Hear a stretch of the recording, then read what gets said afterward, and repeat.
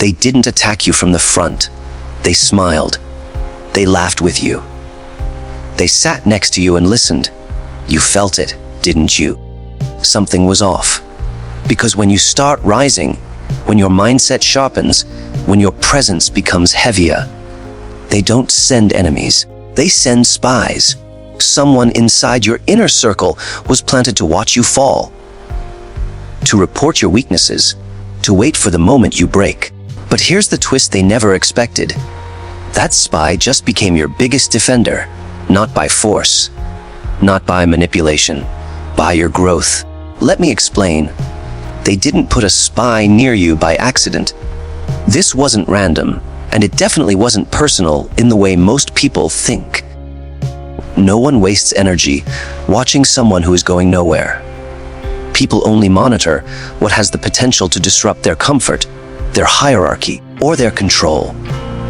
The moment your mindset shifted from survival to direction, from noise to silence, you crossed an invisible line. You stopped being predictable. And unpredictability makes weak systems nervous. When you were doubting yourself, nobody cared. When you were explaining your dreams, nobody listened. But the day you stopped talking and started moving differently, eyes appeared. Quiet eyes, calculating eyes. Not to cheer for you, but to measure you. To figure out if you were just another phase or a real threat in motion. That's when they sent someone close, not someone obvious, not an enemy. A familiar face. Someone who could sit next to you, hear your plans, observe your habits, and feel your energy without raising suspicion. Because power is never challenged from the front first. It's studied, broken down, analyzed. They needed to know how serious you were, how disciplined you were, and most importantly, whether pressure would fold you. This is how the world actually works. Corporations spy on competitors who are innovating. Governments watch individuals who influence minds. People monitor those whose growth exposes their own stagnation. You don't get watched for being loud. You get watched for being effective. Your discipline triggered curiosity. Your consistency triggered fear. Your silence triggered paranoia.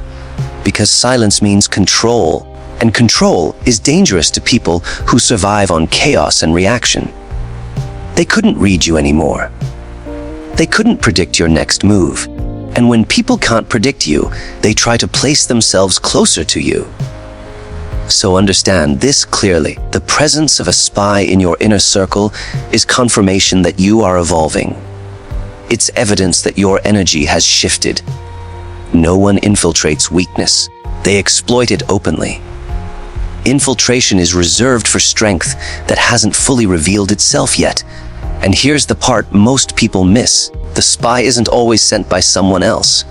Sometimes it's a self-appointed observer. Someone who senses that if you succeed, their excuses die.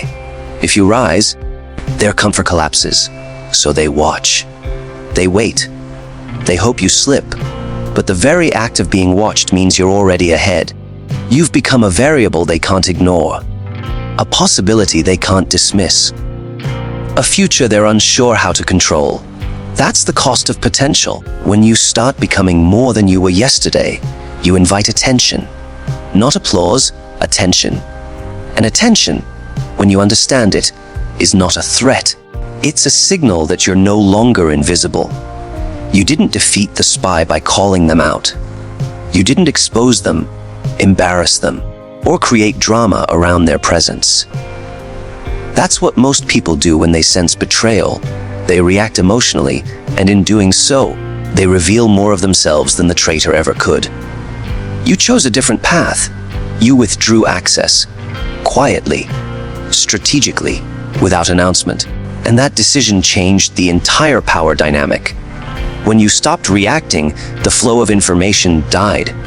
No emotional outbursts to report, no impulsive confessions, no frustration leaking through your words. You became controlled, and control is suffocating to anyone whose job is to extract weakness. A spy feeds on chaos, on inconsistency, on moments where the mask slips. You gave them none of it. You didn't close the door loudly. you slowly turned off the lights. Every time they expected you to vent, you stayed composed. Every time they expected panic, you responded with calm. Not fake calm, but grounded, disciplined restraint. That's what starved someone who came looking for cracks. They sat close enough to hear your silence, and silence gave them nothing to weaponize. You also stopped oversharing without making it obvious. You didn't suddenly become cold or distant in a way that raised alarms. You just became intentional. Plans stayed in your head. Moves happened before explanations. Results replaced promises. When someone has no access to your internal world, they lose relevance in your story. And relevance is the currency spies depend on. This kind of restraint is uncomfortable at first because it feels unnatural to withhold yourself. You're conditioned to explain, to justify, to be understood. But understanding is a privilege, not a right. You reclaimed that truth, and in doing so, you forced the observer into a passive role. They were present, but powerless. Watching motion without context is torture for a manipulative mind. What made this even more effective was your emotional neutrality. You didn't treat them like an enemy, and you didn't treat them like a confidant. You treated them like background noise. That ambiguity is lethal. It prevents confrontation while denying influence. They couldn't accuse you of anything, and they couldn't extract anything either. Over time, the imbalance became obvious. They were there to take, but there was nothing left to take. No reactions, no vulnerabilities, no narrative of decline, just steady forward movement. That's when starvation sets in, not physical, but psychological. A spy without information begins to question their purpose. Their role collapses from the inside. By not exposing them, you denied them drama. By not feeding them, you denied them relevance. You didn't win through aggression, you won through absence.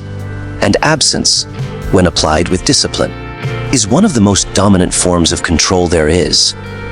What truly shattered their expectations wasn't a single breakthrough or a dramatic transformation. It was the repetition day after day. You showed up the same way, focused, grounded, unmoved. Consistency is unsettling because it removes hope from the equation. People can tolerate talent. They can dismiss motivation, but sustained discipline forces them to confront reality. The spy was conditioned to wait for inconsistency, for mood swings, for moments where the mask falls and the real chaos appears. That's how most people operate, strong for a week, inspired for a month, then back to old patterns. They were watching for that cycle. They were waiting to report the moment you slipped back into who you used to be, but you didn't. Your habits stayed intact even when no one was watching. Your tone didn't change when things got difficult. Your standards didn't drop when progress slowed. That's what broke the programming. Because when someone expects a collapse and sees structure instead, the mind struggles to reconcile the contradiction. Consistency rewires perception. At first, they thought you were pretending. Then they thought you were lucky. Then they thought you were being carried by circumstances. But as time passed and the behavior stayed the same, those explanations stopped working. What they were witnessing was not an act, it was identity. That realization is destabilizing. It forces an observer to ask questions they didn't plan to face. If you can maintain discipline under pressure, what excuse do they have for their own inconsistency? If you can stay calm without reassurance, what does that say about their dependency on validation? Your consistency didn't just prove your strength, it exposed their weakness. There's also something quietly intimidating about someone whose actions don't fluctuate with emotion. You didn't celebrate loudly, you didn't complain publicly. Wins and losses receive the same controlled response. That emotional flatline is not emptiness, it's mastery. And mastery is contagious and threatening at the same time. The spy began to realize that nothing they reported would change your trajectory. There was no internal sabotage to amplify, no crisis to accelerate, no self-destructive pattern to exploit. You weren't surviving moment to moment, you were operating from a system. And systems don't break easily. That's when observation turns into respect, even if it's reluctant. Respect doesn't always look like admiration. Sometimes it shows up as silence, sometimes as hesitation, sometimes as restraint. The person watching you started watching themselves instead, measuring, comparing, questioning. Your consistency removed their leverage. It removed their usefulness. It also removed their certainty. And when certainty disappears, allegiance becomes unstable. They came to monitor decline, and instead witnessed evolution in real time. Nothing converts skepticism faster than discipline that refuses to decay. No speech, no confrontation. Just repeated proof that you are exactly who you appear to be, even when the pressure rises and the room stays quiet. At some point, observation turns into calculation. The person who once sat quietly, measuring your weaknesses, starts reassessing their position in relation to you. Human loyalty is rarely moral, it's strategic. People align themselves with what looks stable, rising, and inevitable. And without you ever demanding respect, respect began to form.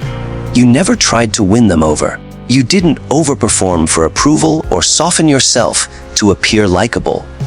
You stayed firm in your standards and neutral in your emotions. That restraint sent a message louder than any charisma ever could. You were not seeking allies. You were becoming something others would need to align with. That shift is powerful because it reverses the hierarchy. The one who was sent to evaluate now had to decide where they stood. Power has gravity. It pulls people toward it naturally. As your growth became undeniable, the risk of standing against you increased. Defending you became safer than opposing you. This is not betrayal of their original role, it's adaptation. Survival instinct wrapped in logic. People protect what they believe will still be standing tomorrow. They began to see how others responded to you. Subtle changes in tone when your name was mentioned. Hesitation before questioning your decisions. Quiet acknowledgement of your authority. Even without a title, influence follows competence. And influence creates invisible shields long before visible ones appear. The person who once listened for flaws now started correcting misinformation. Not dramatically, not openly, but in small, controlled ways. A clarification here, a redirection there. They didn't praise you, they defended accuracy, and accuracy favored you.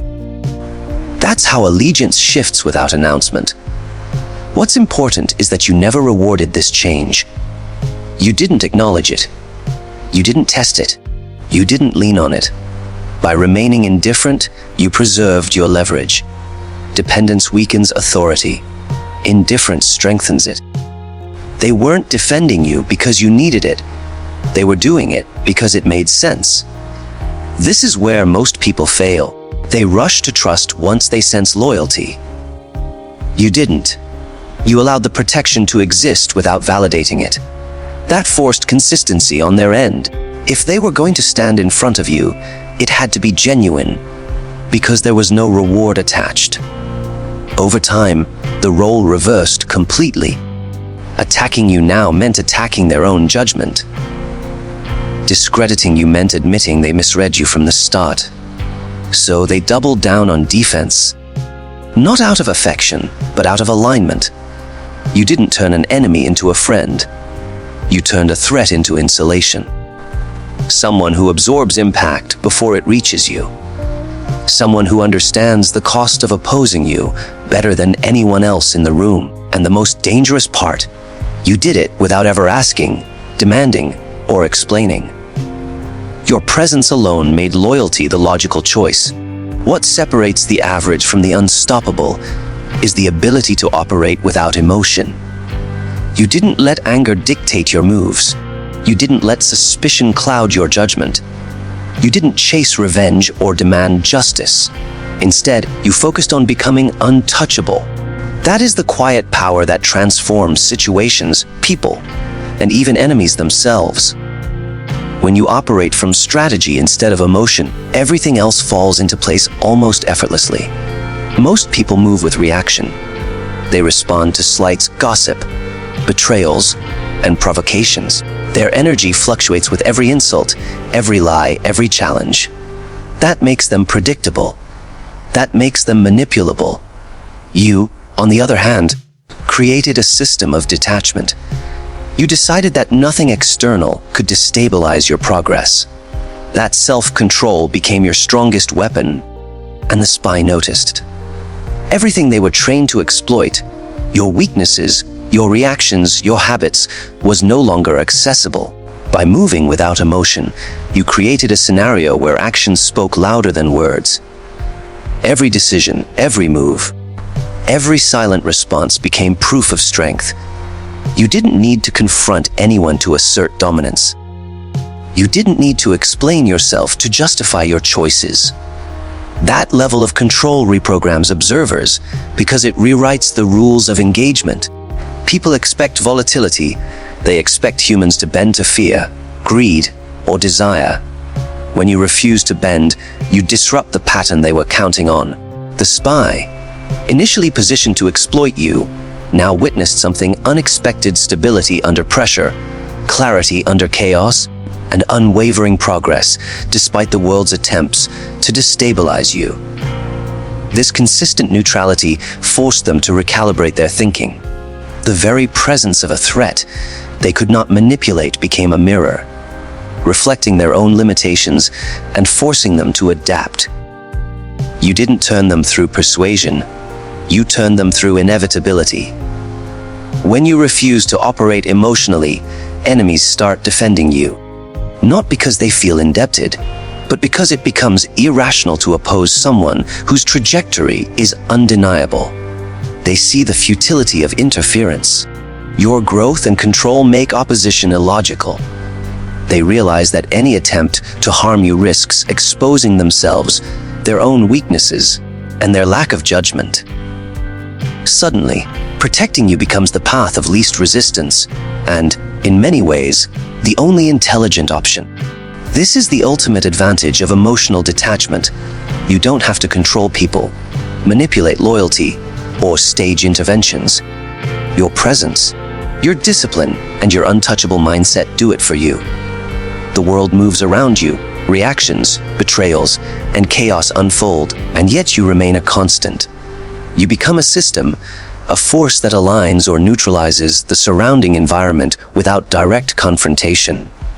Observers, even those planted to harm you, are absorbed into your orbit or sidelined, because your control over yourself exceeds their ability to influence you. By never letting emotion dictate your actions, you transform potential threats into passive supporters, potential chaos into calculated order, and potential failure into inevitable progression. Power doesn't shout. Power doesn't plead. Power simply exists, and everything around it adjusts. That is why moving without emotion isn't just a tactic, it's the ultimate weapon, capable of turning spies into shields and opposition into validation. So remember this: if someone inside your circle feels strange, if their energy shifts when you win, if they watch more than they speak, don't panic, smile, stay sharp, keep growing. Because sometimes the greatest revenge isn't exposing the spy, it's becoming so powerful that even the spy chooses to protect you. And that's when you know, you're no longer playing the game. You've become the system.